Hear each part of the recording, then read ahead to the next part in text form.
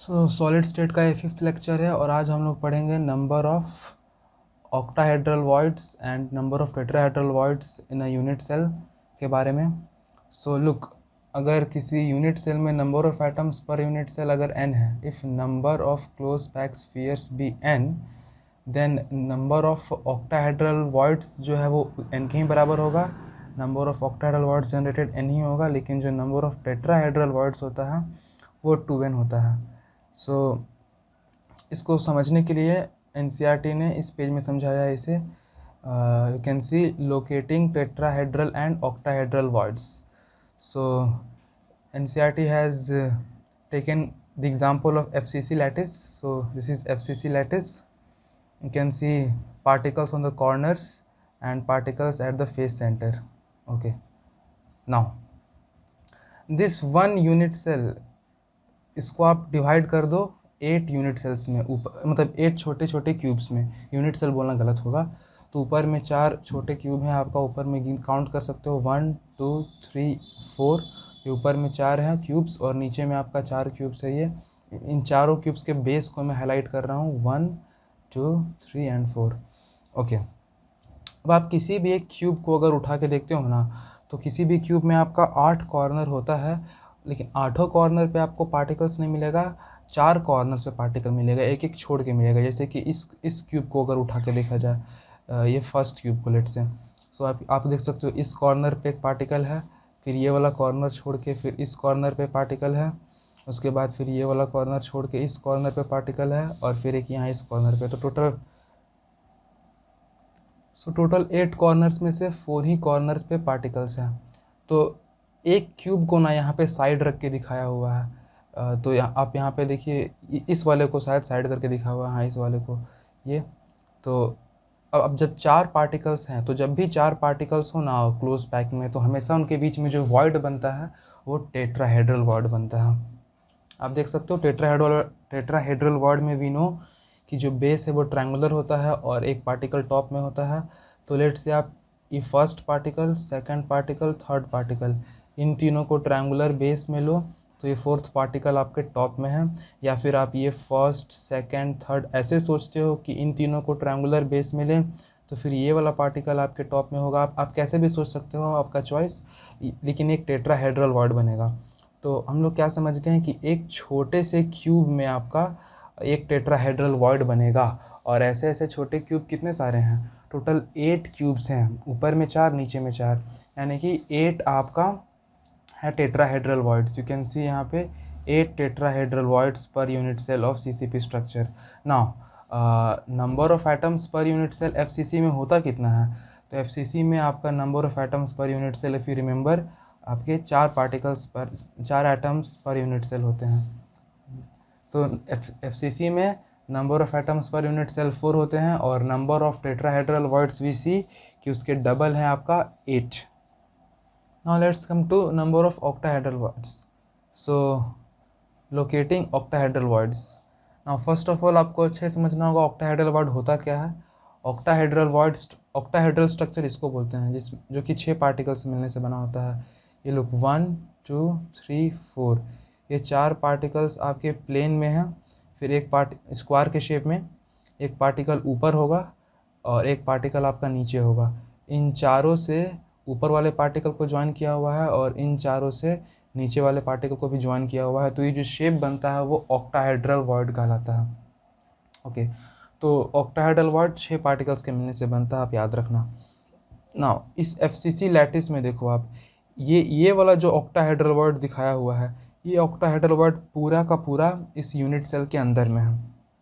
तो 1 octahedral void तो हम लोग यहाँ लोकेट कर लिए हैं। उसके बाद बाकी भी और यहाँ पे ऑक्टाहेड्रल वॉइड्स है, लेकिन वो पूरी तरह से इस यूनिट सेल के अंदर में नहीं है। उनका बस कुछ हिस्सा इस यूनिट सेल के अंदर है और बाकी हिस्सा यूनिट सेल के बाहर है। आप यहाँ देख सकते हो। तो ये एफसीसी लैटिस है, इसके बगल में भी एफसीसी लैटिस होगा, इसके सामने एफसीसी लैटिस होगा, यानी कि इसके सब तरफ आपका यूनिट सेल होगा, तभी तो पूरा क्रिस्टल लैटिस बनेगा। तो आप यहाँ देख सकते हो, ये फेस सेंटर पे एक पार्टिकल है, फिर ये अगले यूनिट सेल का फेस सेंटर का पार्टिकल है, ठीक है। और ये इससे आगे वाले यूनिट सेल का फेस सेंटर का पार्टिकल है ये इस पार्टिकल को देखिए, ये पार्टिकल है आपका इस फेस के सेंटर का, और ये वाला जो पार्टिकल है वो इस यूनिट सेल के जस्ट आगे में जो आपका होगा ना यूनिट सेल, उसके फेस सेंटर का पार्टिकल है। ओके, तो आप यहाँ पे देख सकते हो वंस अगेन एक ऑक्टाहेड्रल वॉइड है, 4 पार्टिकल्स आपका प्लेन में, एक पार्टिकल ऊपर और एक पार्टिकल नीचे, और इन सबको ज्वाइन कराने से ऑक्टाहेड्रल वॉइड बन गया ना। इस ऑक्टाहेड्रल वॉइड का कितना पोर्शन इस यूनिट सेल के अंदर में है सिर्फ, तो 1/4, ओनली 1/4। कैसे? तो आप यहाँ देख सकते हो 1/4, ओनली 1/4। तो कैसे? आप ऐसे सोचो ना कि ये जो ऑक्टाहेड्रल वॉइड बन रहा है वो कितने सारे यूनिट सेल्स में शेयर्ड होगा। तो ये रहा एक यूनिट सेल, इसके आगे में एक यूनिट सेल होगा जिसका कि ये पार्ट है, उसके बगल में एक यूनिट सेल होगा, और इस बगल वाले के आगे में भी एक यूनिट सेल होगा, क्योंकि ये वाला यूनिट सेल आगे में है। यानी कि ये जो आपका ऑक्टाहेड्रल वॉइड है वो 4 यूनिट सेल्स में शेयर्ड है, और इसका मतलब एक यूनिट सेल को कितना मिलेगा, 1/4। और अगर ऐसे भी आप देखोगे सिर्फ इतना इतना हिस्सा को देखो इसका, जो कि इसके अंदर में इस यूनिट सेल के अंदर में है, तो आपको दिख रहा हो कि 1/4 है इसके अंदर में, 1/4, बाकी 3/4 इसके बाहर में है। तो ओनली 1/4 आपका इस ऑक्टाहेड्रल वॉइड का इस यूनिट सेल के अंदर में है ना। अब ये वाला यूनिट सेल है कहाँ पे, तो ये वाला यूनिट सेल है आपका इस एक एज पे, इस एज पे। अच्छा, क्यूब में टोटल एजेस कितने सारे होते हैं, तो टोटल 12 एजेस होते हैं। इसका मतलब ये है कि एजेस से ऑक्टाहेड्रल वॉइड का कितना कंट्रीब्यूशन मिलेगा, तो एक एज से मिल रहा है 1/4 और टोटल एजेस है 12, मल्टीप्लाई कर देना है दोनों को। तो यहाँ पे देखिए वही किया है कि octahedral void at the body centre of cube, ये तो पूरी तरह से 1 है जो बॉडी सेंटर पे है। फिर 12 octahedral voids located at each edge and shared between 4 unit cells. So 12 और 1/4 को इंटू कर दिया गया है तो 3 आ गया। तो टोटल कितना सारा ऑक्टाहेड्रल वॉइड्स हो गया, 3, और ये +1/4। कैसे फिर से +1, ये एक ऑक्टाहेड्रल वॉइड जो पूरी तरह से यूनिट सेल के अंदर में है, और आपका बाकी का 3 ऑक्टाहेड्रल वॉइड्स आपको एजेस से मिल रहा है। एक एज से मिलता है सिर्फ 1/4, और टोटल 12 एजेस हैं, तो 12 × 1/4 हो गया 3, यानी कि 3 + 1/4, तो नंबर ऑफ आपका ऑक्टाहेड्रल वॉइड्स हो गया 4th। और कॉन्सिडेंस देखिए कि number of unit cells in CCP या फिर एफसीसी कितना होता है, number of unit cell, number of atoms per unit cell, वो भी तो 4 ही होता है ना। इसका मतलब कि number of atoms per unit cell जितना है उतना ही ऑक्टाहेड्रल वॉइड्स है, और उसके डबल है आपका टेट्राहेड्रल वॉइड्स। टेट्राहेड्रल वॉइड्स कहाँ गया, यहाँ पे हम लोग लोकेट किए थे। टेट्राहेड्रल वॉइड्स टोटल 8 था, 8 स्मॉल क्यूब्स में। तो ये वाला फार्मूला जस्टिफाई हो गया आपका, ये दोनों, जो कि बोलता है कि अगर number of closed pack spheres n है तो नंबर ऑफ ऑक्टाहेड्रल वॉइड्स आपका वो भी n ही होगा, और नंबर ऑफ टेट्राहेड्रल वॉइड्स आपका 2n डबल होता है। So next we have to study formula of a compound and number of voids. So look, इसमें आपको बस इतना समझना है ना कि किसी क्रिस्टलाइन सॉलिड में जो यूनिट सेल होता है, अगर वो यूनिट सेल किसी आयोनिक सॉलिड का है, तो आयोनिक सॉलिड ऑब्वियस सा बात है कैटायंस और एनायंस दोनों से मिलकर बना होगा। साइज बड़ा होता है एनायंस का क्योंकि वो इलेक्ट्रॉन्स एक्सेप्ट किए हुए होते हैं, और साइज छोटा होता है कैटायंस का क्योंकि वो इलेक्ट्रॉन लूज़ किए हुए होते हैं। तो जो बिगर आयंस है आप देख सकते हो, जो कि यूजुअली एनायंस होता है, वो फॉर्म करते हैं आपका closed pack structure, and smaller ions usually cations occupy the voids. ये इस पैराग्राफ में मेन लाइन है। क्या मतलब है इसका, कि जो बिगर आयंस है यानी कि एनायंस, वही आपका जो हम लोग जो भी यूनिट सेल पढ़ें उनमें हम लोग देखिए कॉर्नर्स पे पार्टिकल्स होता है प्रिमिटिव में, या फिर कॉर्नर्स के अलावा बॉडी सेंटर पे बीसीसी में, या फिर कॉर्नर्स के अलावा आपका फेस सेंटर पे। तो ये जो पार्टिकल्स बनाएंगे ना वो उन जगहों पे सिर्फ और सिर्फ एनायन होगा। ओके, तो ये जो बिगर आयंस है, जो एनायंस है, वो बनाएंगे क्लोज पैक स्ट्रक्चर्स, और कैटायंस कहाँ होंगे, जो स्मॉलर आयंस है, कैटायंस हैं, वो वॉइड्स को ऑक्यूपाई कर रहे होंगे। वॉइड्स ये टेट्राहेड्रल वॉइड्स हो सकता है या फिर ऑक्टाहेड्रल वॉइड्स हो सकता है। Let me show you here you can see sodium chloride का ये स्ट्रक्चर है NaCl का। अब NaCl Na+ और Cl- के मिलने से बना होता है, तो Cl- का साइज बड़ा है, Na+ का साइज छोटा है, और ये जो लैटिस होता है ये FCC लैटिस होता है। तो यू कैन सी Cl- के पार्टिकल्स कहाँ पे है, कॉर्नर्स पे है। ये 1 कॉर्नर, सेकेंड, थर्ड, फोर्थ, फिर ये 5th कॉर्नर, ये पीछे यहाँ पे 6th, 7th, 8th कॉर्नर्स पे हैं, और फेस के सेंटर पे है। ये फ्रंट फेस के सेंटर पे, लेफ्ट फेस के सेंटर पे, बैक फेस के सेंटर पे, टॉप फेस के सेंटर पे, बॉटम फेस के सेंटर पे, सॉरी ये राइट फेस है, ये लेफ्ट फेस के सेंटर पे। ओके, सो आप देख सकते हो कि जो FCC लैटिस एक्चुअली में बना रहा है वो कौन बना रहा है, FCC लैटिस एक्चुअली में कैटायंस बना रहे हैं। यहाँ पे कैटायंस एनायंस बना रहे हैं, एनायंस बना रहे हैं। और कैटायंस ये जो Na+ है आपका, वो कहाँ पे है, वो वॉइड्स में। जैसे कि यहाँ पे देखिए जो बीच में खाली जगह बनेगा एक ऑक्टाहेड्रल वॉइड वहाँ पे है, यहाँ पे जो खाली जगह बनेगा ऑक्टाहेड्रल वॉइड वहाँ पे है, यहाँ पे जो खाली जगह बनेगा ऑक्टाहेड्रल वॉइड वहाँ पे है। ऑक्टाहेड्रल वॉइड एजेस पे बनता है ना। तो ये आप कैटायंस को देख रहे हो, जो Na+ आयंस है वो वॉइड्स पे है। सिमिलरली दूसरा एग्जांपल यहाँ पे आप देख लो कैडमियम क्लोराइड का। कैडमियम क्लोराइड होता है CdCl2। इसमें आपका हर एक कैडमियम आयन के लिए 2 क्लोराइड आयंस होगा, तभी चार्ज बैलेंस होगा। अब यहाँ पे भी देखिए आयंस में एनायन का साइज बड़ा है Cl-, और Cl- आपका जो है वो FCC लैटिस बना रहा है, यानी कि पार्टिकल्स कॉर्नर्स पे हैं और फेस सेंटर पे हैं। और जो स्मॉलर कैडमियम कैटायंस है वो आपका देखिए वॉइड्स में है, इन वॉइड्स में है, एम्प्टी स्पेस में है, वो आपका मेन लैटिस को नहीं बना रहा है। Okay fine. नाउ इस पे बेस्ड हम लोग को अब क्वेश्चंस करना है, जैसे कि एग्जांपल 1.1। यहाँ देखिए क्वेश्चन क्या बोल रहा है, ए compound is formed by 2 elements X and Y। Atoms of element Y जो कि एनायंस बना रहे हैं, they make CCP cubic close packing, and those of element X जो कि कैटायन में है वो ऑक्यूपाई करते हैं ऑल द ऑक्टाहेड्रल वॉइड्स। यहीं पे आप देखिए अच्छा से, जो Y है वो आपका एनायंस है और वो आपका CCP बना रहे हैं, और जो X है वो कैटायंस है और वो क्या ऑक्यूपाई कर रहे हैं, तो all the octahedral voids occupy कर रहे हैं। and the question is asking what is the formula of compound. So this is the solution. The question said that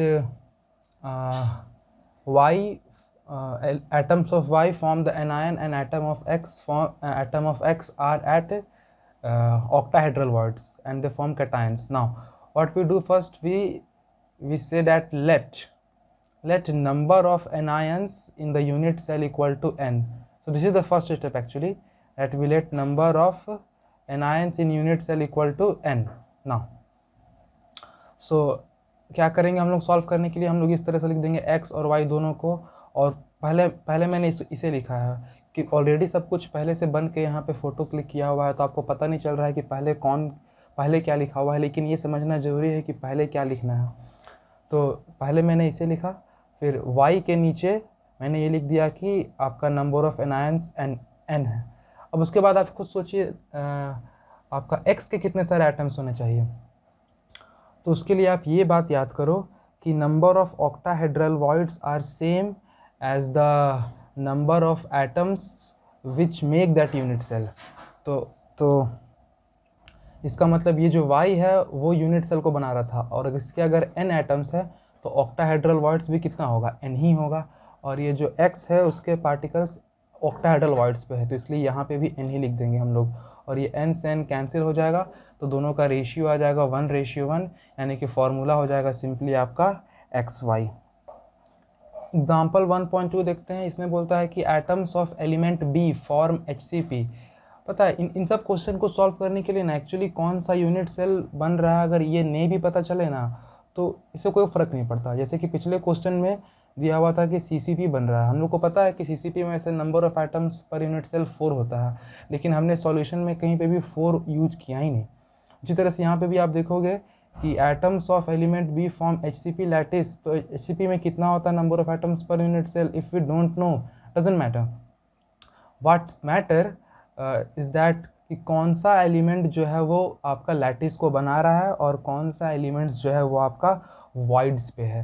तो atoms of B form HCP lattice and those of element A occupy 2/3 of tetrahedral voids. Now look, यहाँ पे इस बार tetrahedral voids को occupy किया जा रहा है। क्या सारे टेट्राहेड्रल वॉइड्स को ऑक्यूपाई किया जा रहा है? नहीं, सिर्फ 2/3 टेट्राहेड्रल वॉइड्स को ऑक्यूपाई किया जा रहा है। So question is what is the formula of the compound formed by the elements A and B. तो सॉल्यूशन वैसे दिया हुआ है, लेकिन मैंने इसे थोड़ा सिंप्लीफाई करके समझाने की कोशिश किया है। तो फिर से हम लोग मान लेंगे कि एटम्स ऑफ बी मान लेते हैं आपका n है। क्यों बी को ही क्यों माना हमने, ए को क्यों नहीं माना? क्योंकि ए जो है वो वॉइड्स पे है। मेन लैटिस को बना कौन रहा है? लैटिस को बना रहा है बी। तो जो लैटिस को बना रहा होता है आपको उसको मानना रहता है। तो लैटिस को बना रहा है बी, इसलिए हम लोग मान लिए कि आपका ये n है, इसका number of atoms per unit cell. तो फिर से वही ए रेशियो बी लिख देना है। बी के नीचे बी कितना सारे आइटम्स है? बी का n लिख दिए। अब एक आइटम्स कहाँ पे है? एक एटम्स है टेट्राहेड्रल वॉइड्स पे। ओके, तो हम लोग सोचेंगे कि टेट्राहेड्रल वॉइड्स होता कितना सारा है। तो अगर आपका number of atoms per unit cell n हो तो टेट्राहेड्रल वॉइड्स उसका डबल होता है। तो इसलिए ये यहाँ पर मैंने 2n लिखा है पहले। तो ये पहले इस 2n को लिखा हुआ है। ये 2n दिखा रहा है कि टेट्राहेड्रल वॉइड्स जो है वो ट्वाइस इन नंबर होता है। उसके बाद क्या सारे टेट्राहेड्रल वॉइड्स पे एक एटम्स है क्या? नहीं, सारे टेट्राहेड्रल वॉइड्स पे एक एटम्स नहीं है, सिर्फ 2/3 पे है। क्वेश्चन में देखिए यहाँ पे आपका लिखा है कि ओनली 2/3 पे है। तो इसलिए फिर उसको 2/3 से मल्टीप्लाई कर देना है। Okay fine. उसके बाद n से n ये कैंसिल हो जाएगा। तो यहाँ पे 2 × 2 4/3 रेशियो 1 हो जाएगा। फिर यहाँ से आपको फ्रैक्शन हटाना है। तो सोचना है कि यहाँ पे नीचे 3 है, इस 3 को हटाने के लिए क्या करें? तो इस पूरे को हम लोग पूरे को किसी भी नंबर से मल्टीप्लाई कर सकते हैं। तो इस पूरे को मैंने 3 से मल्टीप्लाई कर दिया। तो 3 जब इससे मल्टीप्लाई होगा तो ये 3 कैंसिल हो जाएगा, और 3 जब 1 से मल्टीप्लाई होगा तो वहाँ पे 3 हो जाएगा। तो ये रेशियो आ जाएगा 4:3, यानी कि फार्मूला क्या हो जाएगा आपका? फार्मूला हो जाएगा आपका A4B3। ये फार्मूला हो जाएगा आपका जो भी क्वेश्चन है, और आप यहाँ पे देख सकते हो आंसर में ये A4B3।